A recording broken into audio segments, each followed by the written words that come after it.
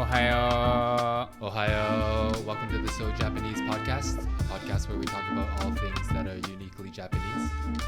We are your hosts. My name is John. My name is Ryusuke. Thank you for joining us today. Thank you.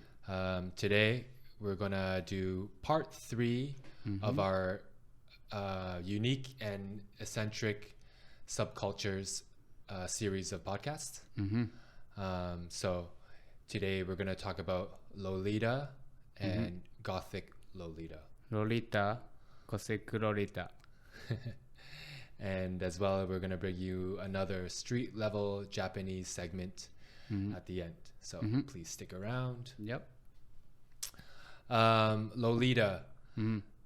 I want to say if you walk around the streets of Tokyo, Harajuku specifically, or even the parks on the weekend, people that are part of the Lolita subculture stand out the most. Yeah. Just because the extravagant outfits and the makeup, just their style feels... You can tell easily. Yeah, you can tell that one easily. And it's like they come out of the Victorian era. Right? Yeah, it looks like a doll. Yeah. They're not really modern, so it really stands out. So a brief history about how the Lolita subculture in Japan started. So Lolita comes from the novel, which was named Lolita, that was written in 1955 by Vladimir Nabokov. It was about a middle-aged man that groomed and abused a 12-year-old girl for sexual pleasure, for his sexual pleasure. So obviously a very controversial subject. And because once the book hit Japan, there was a lot of discourse about it. So somehow they used the term Lolita and they spun it into a positive synonym for sweet and adorable. So they took out the perverse and sexual connotation of the word Lolita. So I think in Japan, you hear Lolita, you kind of think of cute. Yeah, right? Yeah, we don't think anything about the history, the story about the book. Yeah. Except there is something called a Lolita complex. Lolicon. Yeah. So Lolicon means pedophile. Basically. So you guys don't have that word pedophile. We don't have the word pedophile. Yeah. We have the word in Japanese, but we use lolicon all the time. Okay, so Lolicon, short for Lolita complex. Enough to give a name for that. There is like a slight problem in Japan. People have Lolita complex, right? Yeah. Like I know when the last time we went to Japan and we came back from Japan, and at the airport in Toronto, the customs officer asked us if we have manga, comics, and we obviously don't. We don't read manga, but they told us to be careful of what type of manga you bring back into the country. There's some sexual, or because how the manga is drawn, it can look like young girls, right? So I guess that's been a problem for Canadian customs. People bringing back material that could be misconstrued as pedophilia. Yeah. But how the Lolita complex came about was like with the other subcultures, people feel the pressure to conform to Japanese society, and they wanted to go against the societal pressures and the traditional gender norms, and as well as the expectation to grow up and have adult responsibilities. So becoming a Lolita, being a part of that subculture, is a way for them to escape back to the, what they say, eternal beauty of childhood, and to escape into a fantasy world. So we're gonna quickly now talk about the style, how they dress, how they look. So if you can think, it's highly influenced by the Victorian era. So if you think of Victorian era clothing and styles from the Rococo period, that's how they dress like. Right? But the importance for Lolita in Japan is a focus on cuteness. And the subculture is not just for women, although women are a huge part of the Lolita subculture, but there's still men that are a part of it. The male also wearing like that. But I don't think we call them as a Lolita. Not Lolito? No, Lolito. What are they called then? It's just the boy style. Yeah, the boy style. Yeah. Boy style. So I guess young boy, right? And young boy style. If you want to get a better picture of it, so apparently the Lolita subculture is also highly influenced by the original Alice in Wonderland novel, how Alice dressed, and Marie Antoinette. So pale face, right? Nice dress, super nice big dress. So they will wear like a bell-shaped or A-line skirt. They'll wear a petticoat with bloomers, a fluffy blouse, over-the-knee socks, rounded toe shoes, platforms sometimes. And then for their hair, they'll wear a hair bow, ribbons. It's almost like a character from the, I don't know, movie, or like, you don't feel like they're regular people. No, they're so well done up that it's like they stepped into a movie or a time machine. Right? They wear berets. Most of their clothing is made out of like lace and satin. For their hairstyles, they like cute like bobby fringes, curls, cars, pigtails. What and a maybe Japanese like blonde hair. What a Japanese person would think like a young European girl dressed like, right? Or have their hairstyle. In terms of makeup, again, like classic Victorian doll, white face, big eyes, thick eyeliner, light pinkish red lipstick, small lips.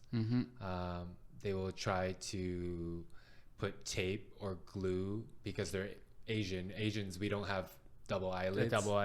But they will use glue or tape to make the illusion that they have double eyelid. More like to, I guess, make your eye bigger, to look bigger. And what's funny is that I recently found out was, so the little bag underneath the eye, the Japanese, they call it hormone tank. Hormone tank, yeah. So the Japanese believe that that's where a girl's hormones live, or grow. It's weird way to call, think of it. But also I think if you have like nice hormone tank, it looks sexier. I guess that's also why like hormone tank means like you're sexy. You're giving out hormones, pheromones. Exactly. Yeah, okay. Exactly. I guess you could consider it as like a tear bag. I don't know. That's not where tears live either, but no. So they will try to accentuate that with white or off-white eyeshadow. Color contacts. I think, must. And to make their blue eyes, green eyes, lighter. To make your iris look bigger. And yeah. I feel like that's really common though in Asia, right? I think so, because as a young Asian people, they always dreaming about like having Western features. European eyes, right? Because we all have like black eyes and more almond shape, right? So it's like a smaller eye. Yep. But we talked about in our fashion episode where generally all of Asia treats like the Western standard of beauty as the standard. Yeah. Right. Yeah. Which is unfortunate, but and well, you should be fortunate or unfortunate. You decide. And fake eyelashes is a must. Yeah. But sometimes I feel like when people have big fake eyelashes, it weighs their eyelid down and it makes them look sleepy all the time. Right? I see. Yeah. It's just so heavy. Yeah. So that's Lolita. And then they have a subculture of Lolita called Gothic Lolita. Gothic Lolita. Gothic Lolita. Goth Loli. We say Goth Loli. Goth Loli. Yeah. And that's pretty much the same. Like same reason to join the subculture, like a kind of a fuck you to normal society, giving me the pressure to need to conform. But Gothic Lolita's style is pretty much the same type of clothing, except darker, black. Yeah. So same lace, same satin, same bell-shaped A-line skirts, but black. But dark. Yeah. Sorry. And they like religious motifs, like crosses, cross, skull, coffins. Yeah. Again, if you're interested to see how it is, please Google image search Lolita and Gothic Lolita. When we post the video onto YouTube, we will show you guys the pictures of how it looks like. Yep. For makeup for Gothic Lolita, I guess even whiter, powdered face, black eyeliner, dark lipstick. Think of how a goth dresses. Yeah. And puts their makeup on, but with the Victorian style clothing. And then Goth Loli is all black and white, almost. Black and all white. Red too. Are there any like horror films in Japan with like Gothic Lolita characters? Because that could be quite creepy, like a little girl dressed in Gothic Lolita haunting a house. I don't imagine that, but no. I only can imagine Adam's Family. Adam's Family is type of like Goth Loli style, right? That's true. Yeah, very like much so. Black dress and then white face. And so apparently when the trend of Lolita fashion first started, a lot of people had to sew and hand make their clothing by themselves because there's no exist. Yeah. But now I think there's a shop so you can buy it. I think there's like floors in department stores dedicated it's to all Lolita fashion. Right? Lolita and Goth Loli fashion. How about their music? Lolita, it's I think more idol, like pop Japanese music, mostly I think from anime. Okay. Yeah, but Goth Loli is for more like Japanese rock. Okay. It's called Visual K. Visual K. Yeah. So Visual Kei. Yeah. Yeah. And that's like, apparently it's like less of a genre of music, but more how these rock bands or rock musicians dress and dress like a female and then had the makeup and then the hair is also dye and like everybody has long hair. Yeah. So I guess the American equivalent would be like bands like Kiss, like 80s. I think it's called glam rock, something like that. But yeah, and Kiss is like more rock. Okay. Yeah, but then Japanese band took over, and I think one of the most famous guys called X Japan. Yes. Yeah, they're from like 1980s. They're huge in Japan. Huge. It's like, your favorite band, no? Yeah, I love them. It's so cool. And are they still around? No, they already split. Okay. Yeah, because one of my famous guitarist, he died like when I was 14. Oh, really? Yeah. Is there like if you think of like North American rock bands back in the 80s, you think of like drugs, overdoses. Is that a thing in Japan? No. Right. Yeah, there's no drug. I mean, for sure, artists still doing it, but it's not as much as in North America or Western culture. Yeah. You mentioned how regular Lolitas, not the Gothic Lolitas. By the way, there's a lot of sub-Lolita subcultures, fashion. Yeah. Like if you want to go into deep. Yeah, we just picked Gothic Lolita. It's one of the more popular ones, but there's many. Anime music. You were talking about, are you referring to like the theme music to anime shows? Well, because I watch anime when I grow up, but mostly like Dragon Ball or like those like boys animation. Okay. But I think Lolita people is more like anime. Yeah. But what music are you talking about? Anime music. So it's like Japanese pop, but mostly used for animation. And then a lot of time in the movies or in the shows, right? In the movies or shows. And then a lot of time the artists, the singers are singing for anime. Okay. Yeah. So just to clarify as well, because I think in North America, anime and manga are used interchangeably, but manga refers to the comic books. Yeah. And anime is the TV show. And a lot of the anime started off as manga first, right? Yeah.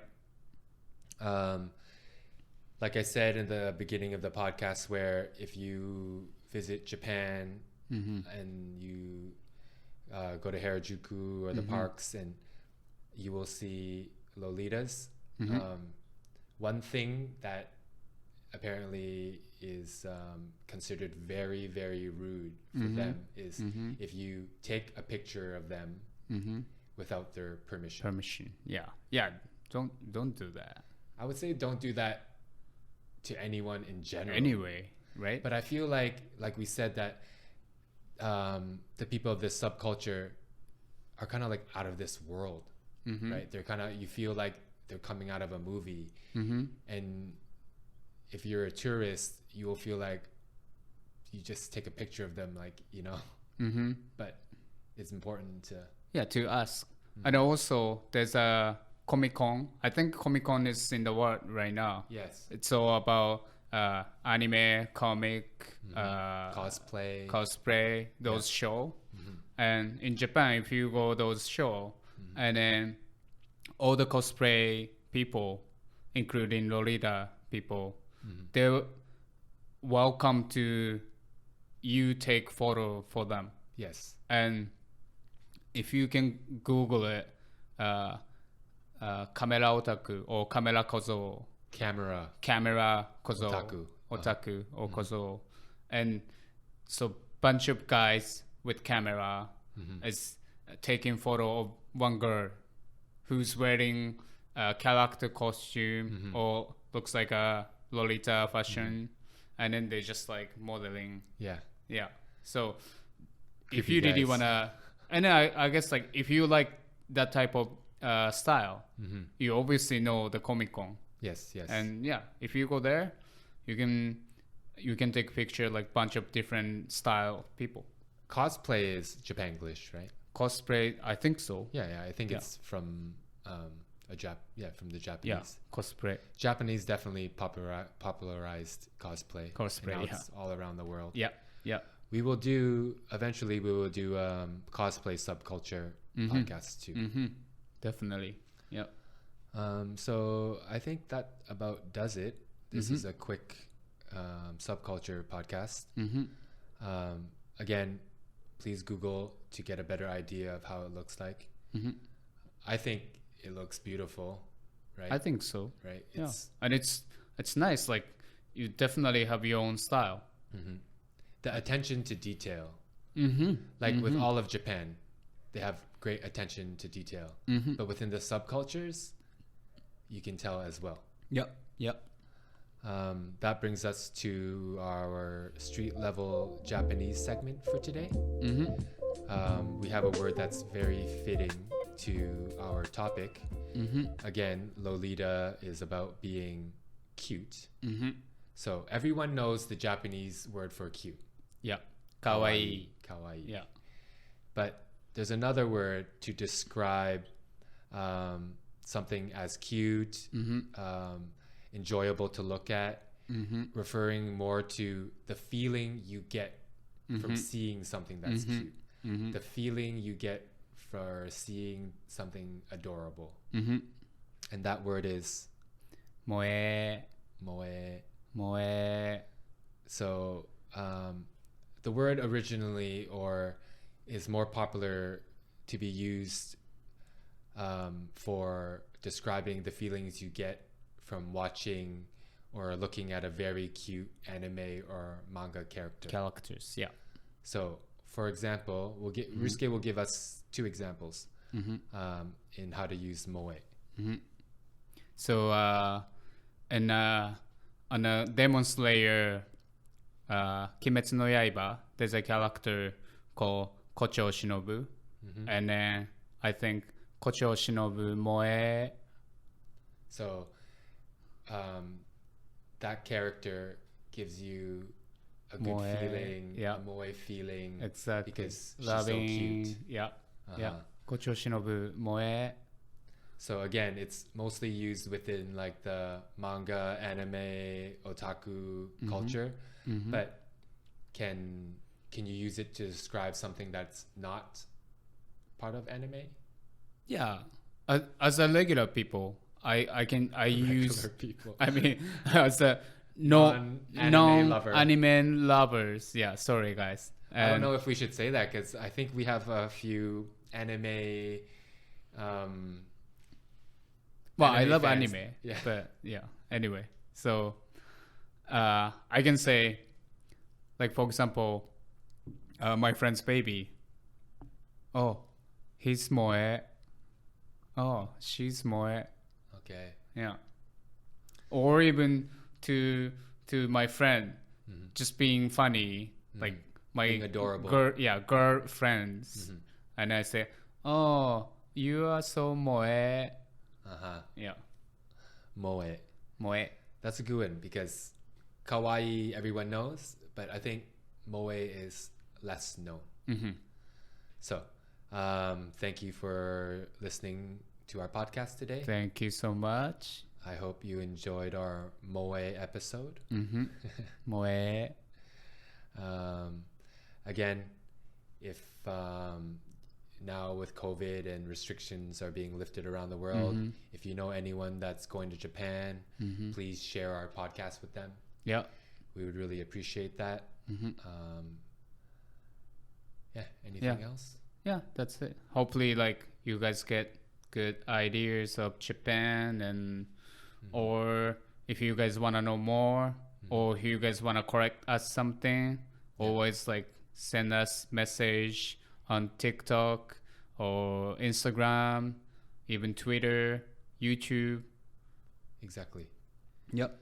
Yeah, I mean, when we started this podcast, I feel like we wanted to not so much educate, but like share with people that information about Japan. Japan, yeah.